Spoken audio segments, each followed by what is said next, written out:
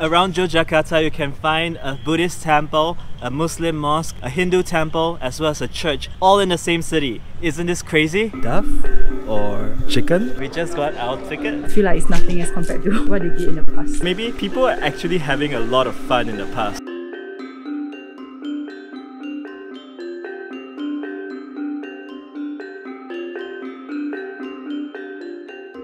Hello guys, I hope you are as excited and curious as we are. We are standing here in the largest Buddhist temple in the world. Over the course of this trip, we'll be embarking on a spiritual journey across 4 different and unique religious sites. The Borobudur, the Prambanan, Semur Gumilang, as well as Gereja Ayam. Are you excited to be here? I am. I got my coffee and I'm ready to explore Borobudur. Pretty early in the morning, about 8:30 AM in the morning. Hopefully there's not too much of a line. We just got our tickets. Put back. You might be wondering, how did the largest Buddhist temple exist in a Muslim majority country? To truly appreciate the value of Yogyakarta's rich religious tapestry, you have to go back to understand a little bit of Javanese history. We have to rewind back to the 8th century to the reign of the Shailendra dynasty. This dynasty was one of the prominent ruling dynasties of Java and also a maritime trading empire. This dynasty was known for their patronage of the Mahayana Buddhism, and they maintained cordial relations with the Srivijaya Empire to the north, which is a Buddhist empire, as well as the Sanjaya dynasty, which is a Hindu empire to their east. It's huge and tall. We know for sure that this temple was built as a site for worship. But as for how the temple was built, how long did it take to build, how many people built it, no one knows for sure. What we know is that this temple is constructed in the shape of a mandala. There are 5 concentric square terraces, 3 circular platforms, and at the top, a monumental stupa. The whole structure shows a unique blending of the very central ideas of ancestor worship combined with the Buddhist concept of attaining nirvana. Even the path that we'll be taking follows the path that worshippers in the past used to follow as well when they walk up this monument. They walk in a clockwise direction, which begins from the bottom all the way to the top, through 3 levels of Buddhist cosmology, and while walking, we'll pass through an extensive system of stairways and corridors with 1,460 narrative relief panels and 1,212 decorative panels.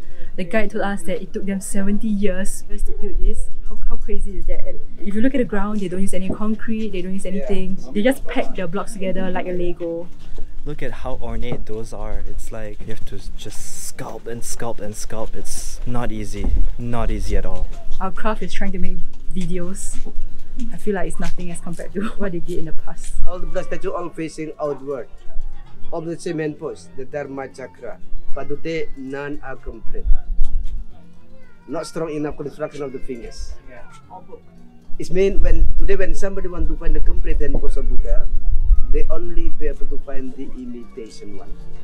Since the fall of the Shailendra dynasty, the temple was buried under ashes and forgotten. But now, we see the Borobudur as an outstanding achievement of this dynasty that used to rule Java for about 500 years.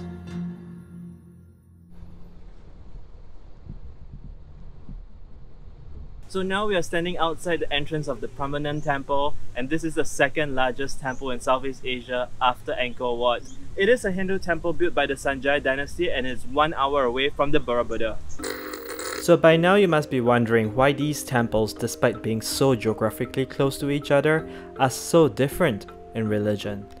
To understand this, you have to know that while these dynasties coexist peacefully with each other for so many years, they are often competing with each other as well.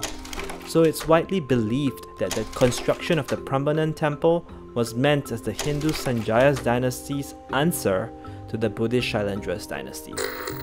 Unfortunately, we were told that we couldn't go into the Prambanan temple, so we have to see it from afar because of maintenance.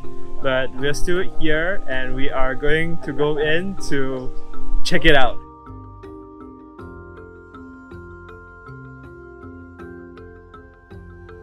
So this temple was first built around 850 AD and this predates the Borobudur by about 30 years. There are 224 temples, arranged in 4 rows, circling the main courtyard. Most of these temples are currently in ruins. In the main courtyard, there are 8 shrines, of which the 3 main ones are dedicated to the Hindu gods Shiva, Vishnu and Brahma.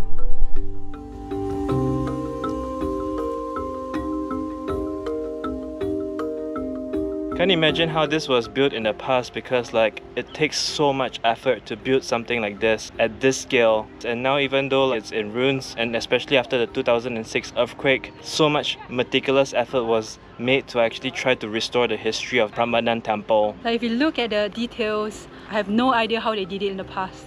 Even though we can't technically go in today, looking from the outside, I'm pretty sure inside is also pretty beautiful. So glad that there wasn't a lot of people here, so that we could take our time to look at the shrines. Now let's head to the Siwu Temple.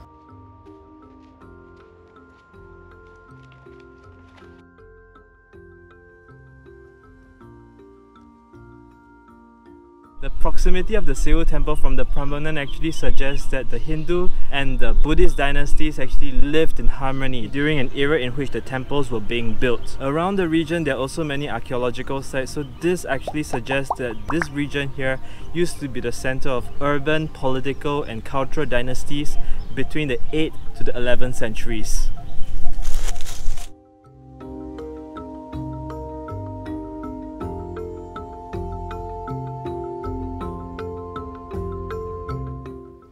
I'm just so impressed by the scale of this whole temple.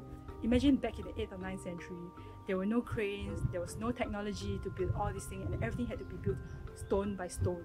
Like the Prambanan, the Borobudur as well as the Siwu temple, this whole place was left in ruins following political instability, war as well as volcanic eruption, leaving this place in complete disarray until it was rediscovered in the 19th century.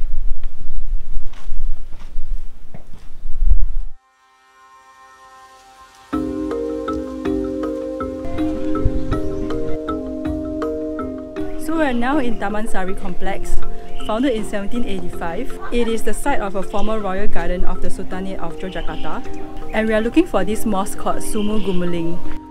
Long gone are the days of Buddhism and Hinduism in Java.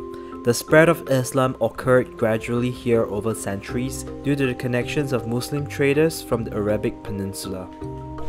So the Taman Sari complex used to be a pleasure palace for the Sultanates of Yogyakarta, and it is where they have a lot of indiscreet activities, I guess. I don't know. Or maybe people are actually having a lot of fun in the past at these grounds, in these waters, in these bathing pools. Unfortunately, the underground mosque is closed, but we are still trying to get close to see it from afar.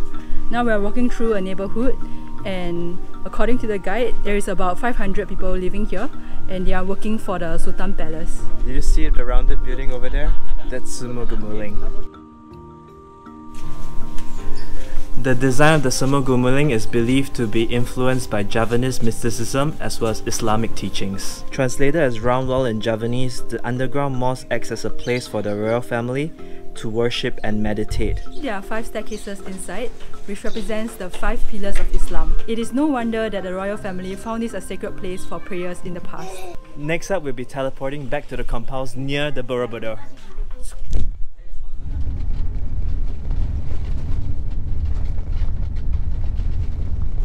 To get to the top of Bukit Rima, we have to climb steps after steps after steps after steps. It's very steep.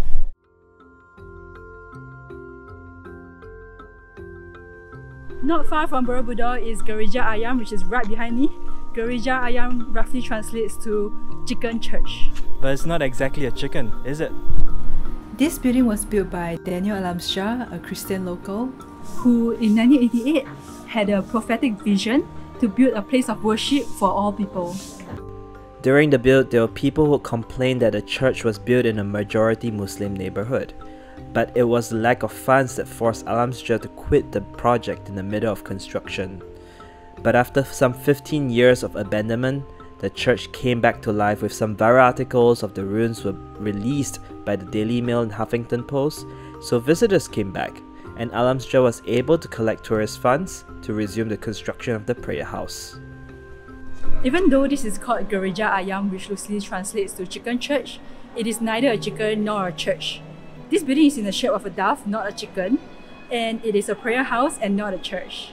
The first floor is mostly a prayer house with a small little exhibition with what Daniel Alamsyah was trying to build like back in the 80s to the 20s. On the second floor, there is a hall where we're now just waiting to enter the top floor.